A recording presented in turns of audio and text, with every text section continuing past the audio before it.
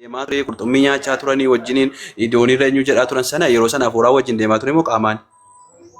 Lakki qaamaan hawas. Waaqayyoon mul'atu hin jennee amma macaafne.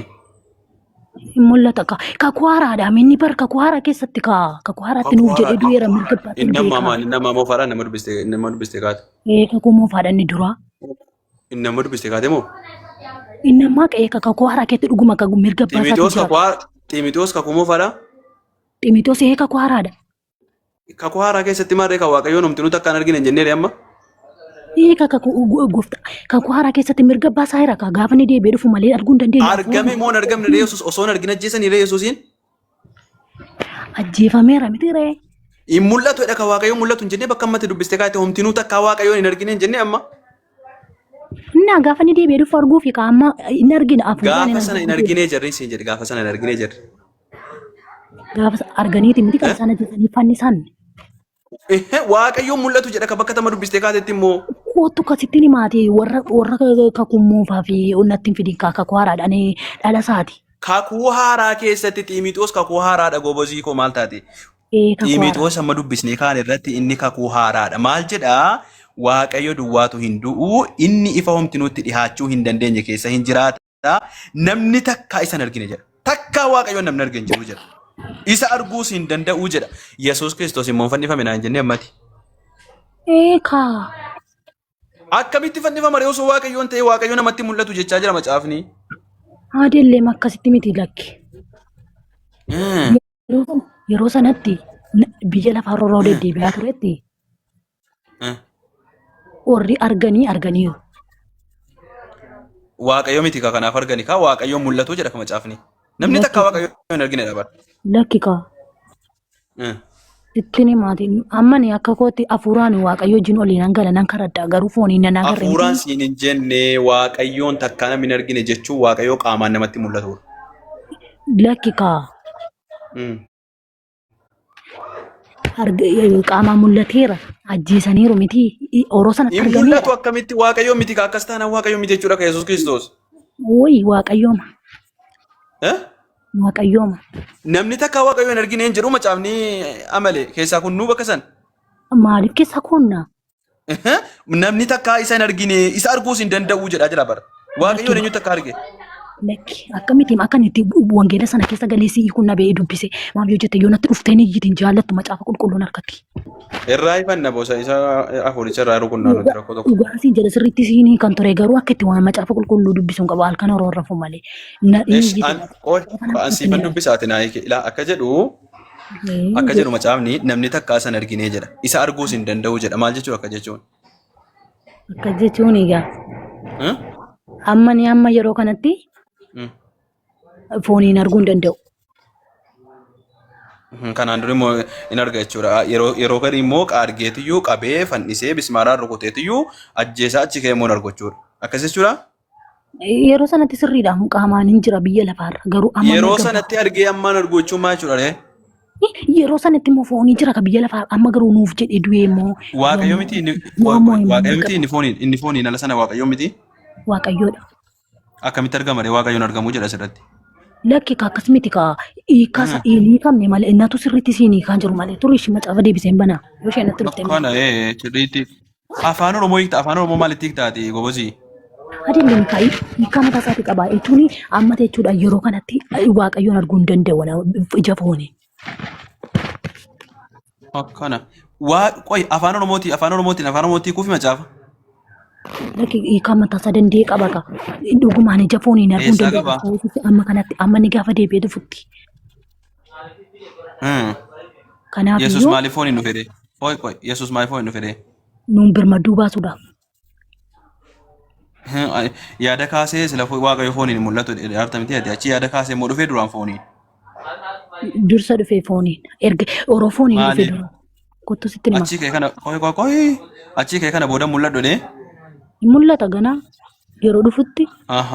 Gaafa sana maaliin dhufaa? Ergamoota isaa marfamee kumaa kitilaan. Foonumaan dhufaa gaafa sanas? Wayyaa akka gaafa ol beetti fannifamee harkisaa waraanamaa. Waaqayyoon takkaa namni hin argine arguus hin danda'u ni jedhu kun immoo kan godhamane.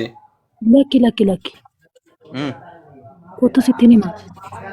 Akkana Natti mika malati. Itti maan jiraame jechuun amma jechuudha yeroo kanatti nan arga waaqayyo yoon siin jedhee ija fooniin arguu waan hin dandeenyeef yeroo kanatti akkas jedhama.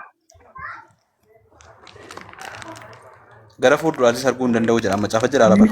Hin argina yeroo dhufa isaatti immoo hin argitu sinu. Soba jechuudha bakka iddoon kun soba jechuudha.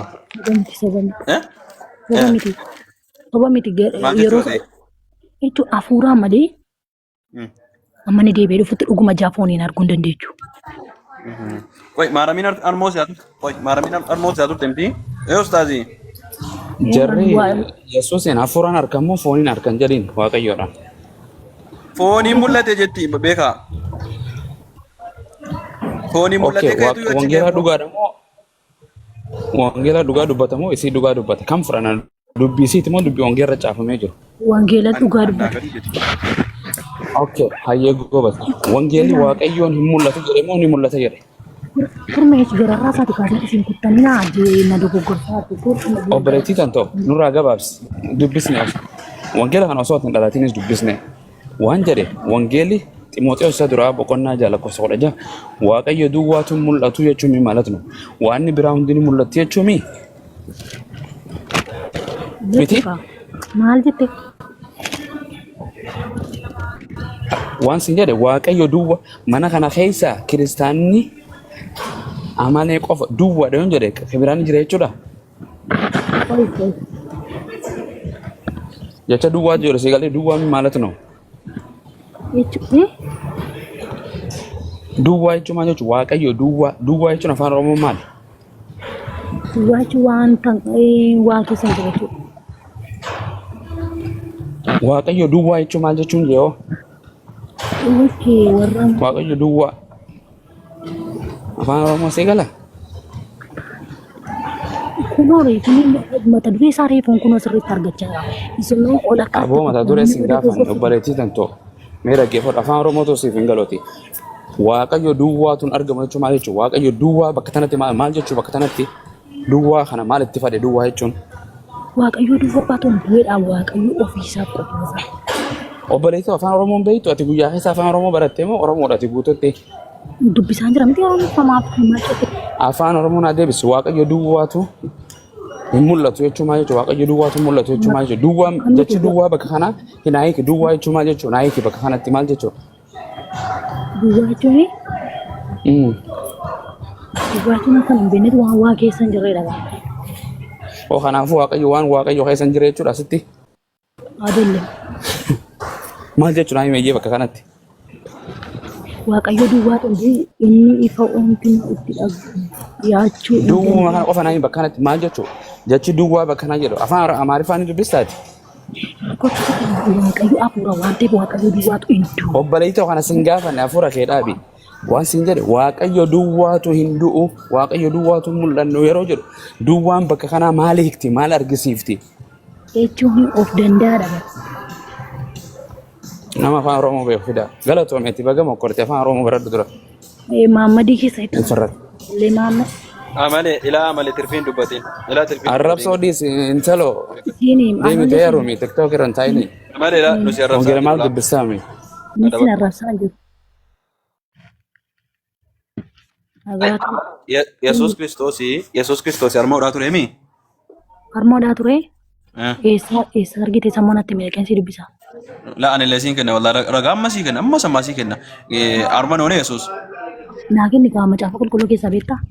Luqaas boqonnaa 11 lakkoofsa 27 irra jira. Hodhaa ture moo dhaan ture harma? Luqaas meeqa? Luqaas boqonnaa 11 lakkoofsa 27 irra jira. Koi gara gane lala. Armoodhee guddate moo armoodhee guddanne amale Yesuus? Maaf odeen guddatu ta'anii angaruu keessa iddoo kana dubbifne. Waaqayyo armoodhee guddate? Dubbifne iddoo kana ishinatti macaafa maalitti? Luqaas boqonnaa 11 lakkoofsa 27 irra jira. Takkan goota jedhin dura bar. Ni hun argina takka argite beektu amma sii kuu deemti takka dhalattee dubbistee beektu. Hiika qabanaan jetti baraasitaati hiika qabanaan jetti. Eekaa Yesuus ofii kana dubbachaa jiru Namu Luqaas kudha tokko 27. Harma jechuun anu himtu harma jechuun ni beektaa jedhin amma booda ammas harma hin beektu. Haa ta'u Beektaa malee? jechuun dubbisa hin jedhu akkas. Eh? Hin jedhu akkas. Eesh dubbisi kaa hin jedhaan argita. Dubbisi kaa. Yesuus utuu kana dubbachaa jiru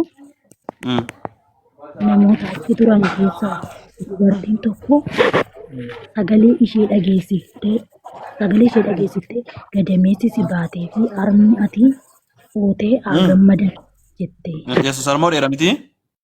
Yesuusin jette miti kaana dhaga'i. Eenyuun jette ree? Eenyuun Yesuus jette? utuu kana dubbachaa jiru jedha. Eree baakkeesh. Eenyuun jecha arti seen? Dur dubbichaan dubbisaara. Eenyuun jechaa jirti siin jedhe qaalitti? Eh? Ture kaa. Yesuusii miteetti.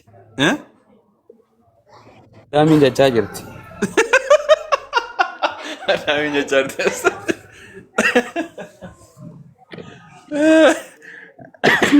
Kuttu sittiin himaa Yesuus harmoo dheeran jedhu ishee. Koi, eenyuun jette qaalitti koi eenyuun jette gadaamessi si baattee fi harmiya tootee guddattee haa eebbifamu eenyuun jechaarti? Sagalicha. Sagalee maalii? Sagalichaan jettedha. Sagaleen harmoodhaa? Qoyika waan sitti maara harmoo dhaggeessaa Yesuus hin jedhu kaa. Harmoo dheeran gurgurtaa. Akkana jedhama maal taate dubartiin tokko sagalee ishee guddistee Yesuus Kiristoos dubbataa jira. Yesuus Kiristoosin argitee wayyoo namni gaafa ijoollee bareedduu argu bakka nama waan gaarii dubbatu gaafa argu maal jedha? Maal jette gadaamessi si baatee fi harmi ati hootee haa gammadanii. Maaliif jennaan Yesuus nama bareedduudha. Nama gaariidha Yesuus Kiristoos galee waan bareedaa dubbataa. Kanaaf harmoo dheeraa miti?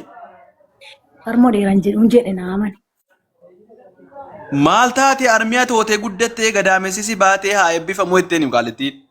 Kanaafiyyuu Yesuusin jette sagalicha jette malee Yesuus hin jenne qaba. Mee sagalicha jette kan jedhu eessa jira? Kunaati kaa macaafa qulqulluu irraa akkas jedha. Mee dubbisi sagalicha jette kan jedhu mee fidi. Sagalicha jette kan jedhu fidi. Akkas jedha Yesuus utuu kana dubbachaa jiru. Nu agarsiisi. Agarsiisate. Nutti agarsiisi mee. Akkas jedhan.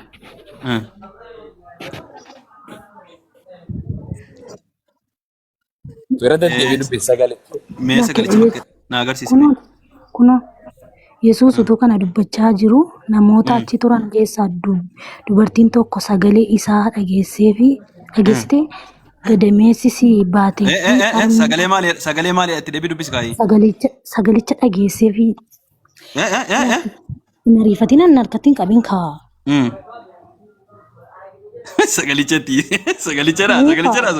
Sagalicha jedha sirriitti dubbisi afaan Oromootiin. Anis macaafa bukkeedhaa qabaa barreessi dubbisuu nan danda'a macaafa bira jira. Rakkoon gahu. Shana shawwaduu barbaadin ishii. Yesuus utuu kana dubbachaa jiru namoota achi turaniif namoota achi turan keessaa dubartiin tokko sagalee isaa dhageesseefi. Sagalee ishee dhageessiftee afaan Oromoo. Maa dogoggora waama jiraatu hundee goggora. Sagalee ishee dhageessiftee jedhi kaati. Gammaddeessi gadameessi jedhi. Gadameessi si baatee fi harmi ati ootee haa gammadanii jette. Osoo Yesuus Kiristoos dubbataa jiru Yesuus Kiristoosiin argiteetu maal jetteeni? Gadaamessi si baatee fi harmi ati hootee haa gammadan jette moo jenna? Jettetti. Yesuus Kiristoos harma hodhee guddate moo harma hodheen guddan? Jedhu Yesuus Kiristoos harma hodheeran jedhu. Gadaamessi si baatee fi harmi ati hootee haa eebbifamuu jechaa jirti miti Yesuusiin. Akkasa jettu iyyuu malee macaafa qulqulluu keessaa Yesuus harma hodheen jedhu kan dubartiin jettu gammachuu malee. Ookee qoy. Yesuus Kiristoos harma hoonee? Ani amma irraatti macaafa qulqulluu keessatti inni agarrees hin dhageenyes. Akkasumatti guddate daa'imni sun gaafa deesse jettu harma hoosifni haati? Ani hin dhageenya hafuura qulqulluun dhalate waan ta'eef fedha fooniif dhiigaarraa dhufe miti waan ta'eef harma hodheeraa minaan hin dhageenye hin agarre. Foon hin nyaanne foon hin nyaanne? Ani hin agarre. Yoo argite hoo?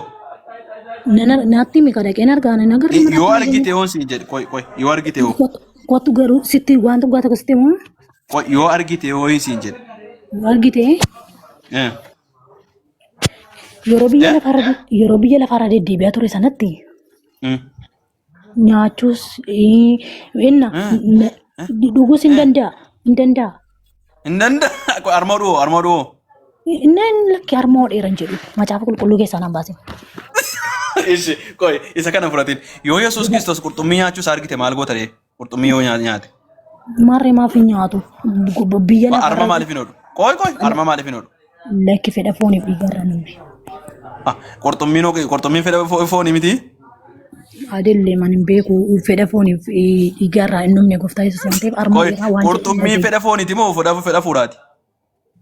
Innaa kottu biyya lafaarra deddeebi'aa ture sanarratti Foon qurxummii fedha fooniiti moo fedha fuuraatiin siin jedhe malee? nyaateera. Baqash Waaqa nyaate moo nama nyaate? waaqa nyaate. Okkono. Waaqayyo nyaata? Yeroo biyya lafaarra deddeebi'aa turetti moo? Ustaazii gudiin gadarateera. Waaqayyo qurxummii nyaate jedhan. Waaqayyo nyaata amalee? Ini nyata aja nih atau?